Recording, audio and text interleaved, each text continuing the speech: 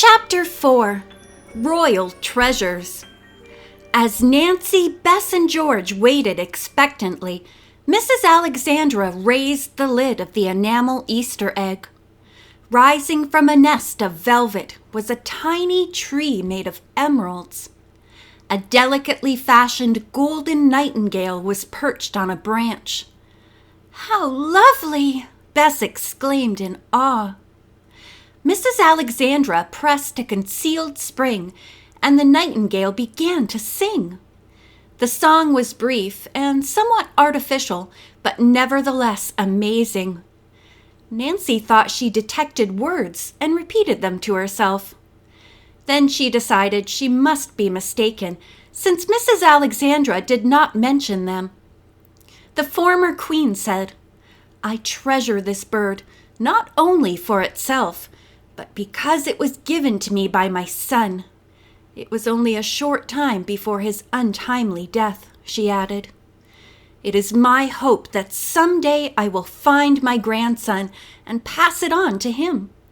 Michael would be nearly 30 years old now."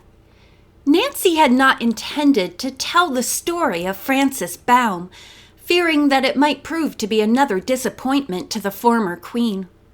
Shortly, however, Mrs. Alexandra revealed that Michael's nurse had had a photograph of the boy identical to the miniature she possessed.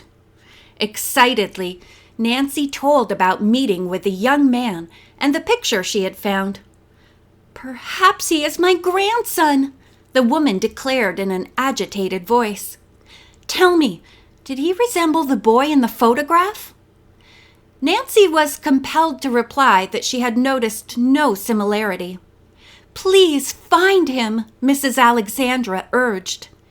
"Even if he is not Michael, he may know what has become of him."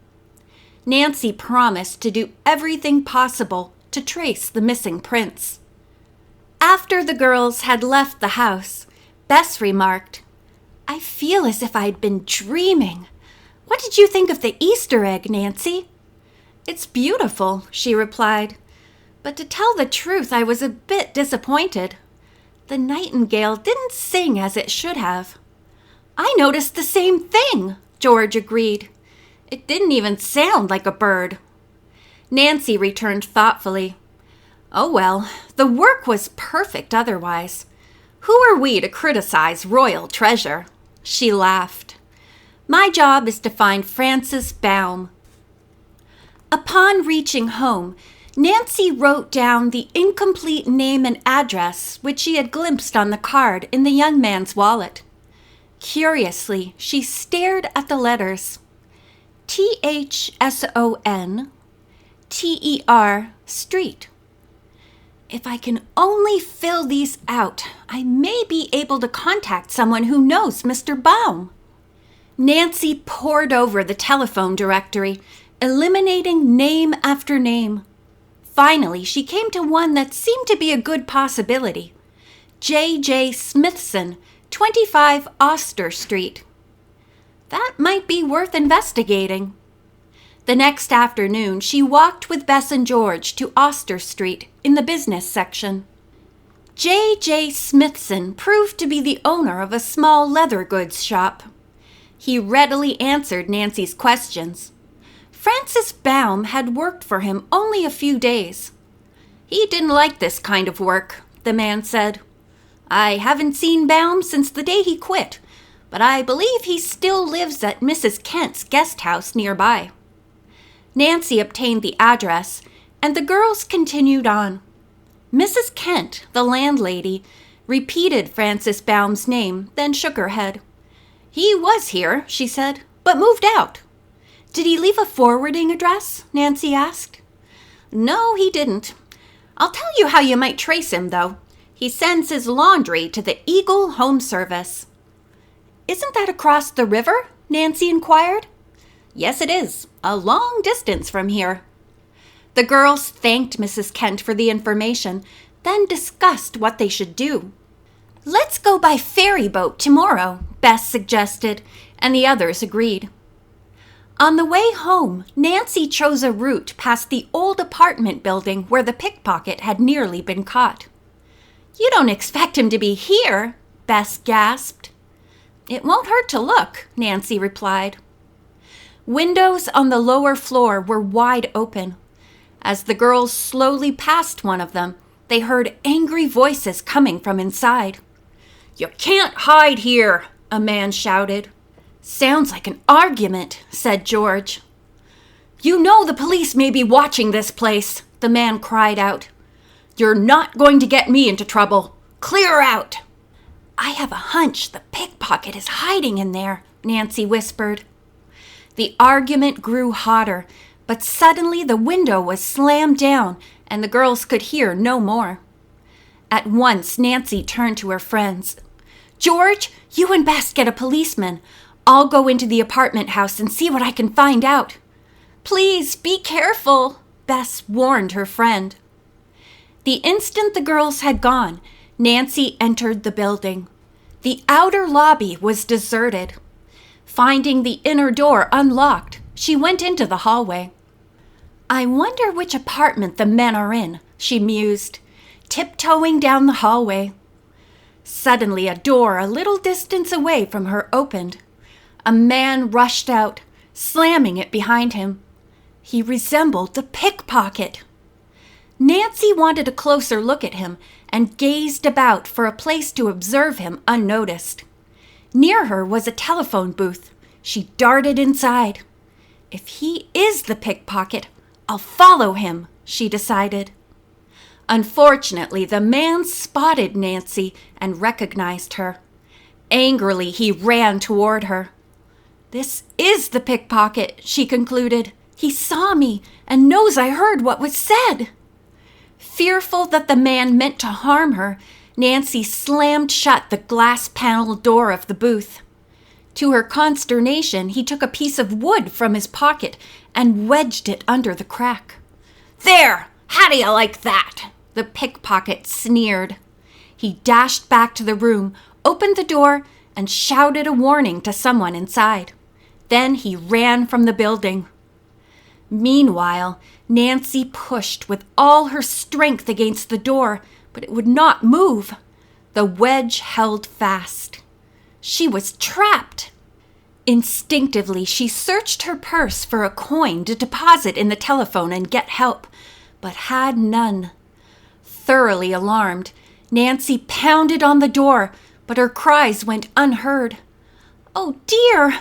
That pickpocket will be blocks away before I get out of here," she thought. The wedge beneath the door could not be moved, even when she pried at it with a nail file. The bit of steel broke in her hand. Nancy's frustration changed to desperation. "I'll smash the glass with the heel of my shoe!" Fortunately, at that moment, Bess and George arrived with a policeman. Nancy's shouts drew their attention. "The thief escaped," she gasped as the officer jerked open the door. "He locked me in here and then ran out the front door." "Front door? Why, when we were up the street," said George, "we saw a man climb through one of the windows. Officer Kelly chased him, but he had too big a start." "That must have been the pickpocket's pal in the apartment," Nancy replied, adding, "When the thief warned him about me, he escaped through the window so I couldn't identify him later." "Which door did the fellow you saw come out of?" Officer Kelly asked. Nancy pointed. "I think it was the third one." The officer rapped sharply on it. For several seconds there was no answer. Then the door opened a crack. A woman peered into the hall. "What do you want?" she asked, frightened. The policeman walked into the untidy room. "There's no one here except me," the woman whined. "Who are you after?" "A pickpocket who hid in this building." "Not in my rooms," the woman maintained. "Didn't someone jump from a window here?" "No." "Do you live alone?" the officer inquired. "Well, no, I got a husband," the woman answered. "He has a cousin who sticks around here sometimes when he's in trouble." "Trouble?" Cordova has a way of getting mixed up in things, the woman answered with a shrug. But I ain't saying it's dishonest. This man Cordova, Nancy put in. He's about 30, isn't he? Medium height and walks with short, quick steps? Yeah, that sounds like him, the woman muttered. Officer Kelly asked a few additional questions before leaving, but he could not get an admission from her that either the husband or the cousin had been there a few minutes before. I'll check up on her, the policeman promised as he said goodbye to Nancy and her friends. We'll watch this building and try to catch that pickpocket.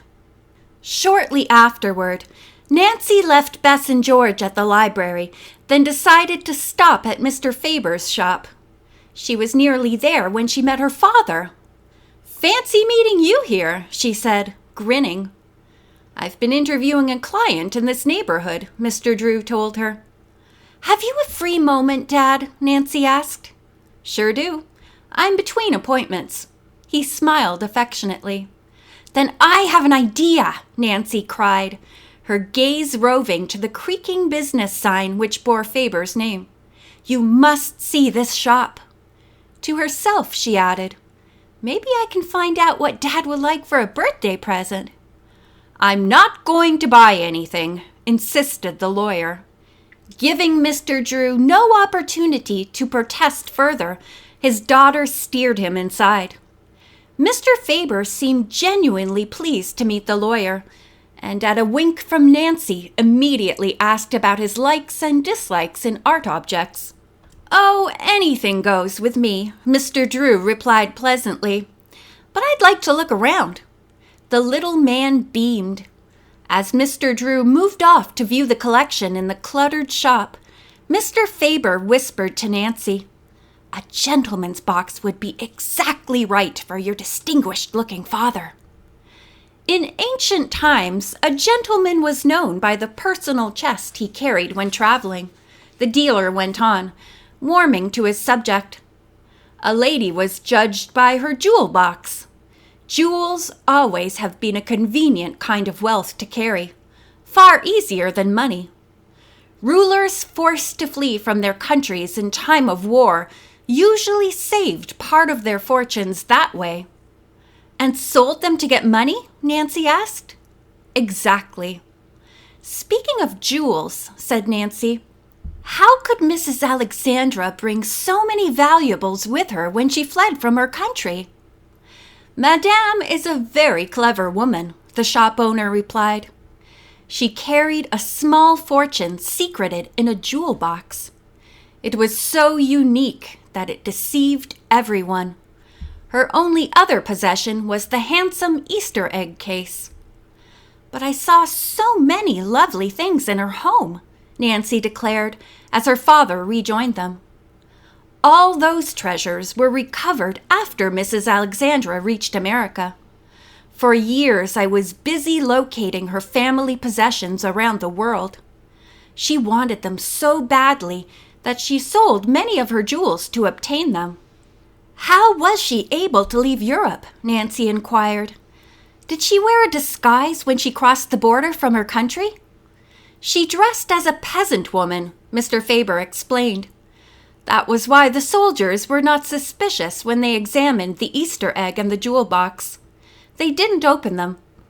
The men assumed that both objects were copies of real pieces. You say Mrs. Alexandra was able to save a fortune? Mr. Drew's curiosity was aroused. A small one. She had many jewels, and by selling them one at a time, she was able to live comfortably.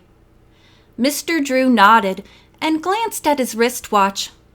I must leave now for an appointment, he said, and left the shop. Nancy lingered. Mr. Faber, I hope that someday Mrs. Alexandra will show me her jewel case, she said wistfully.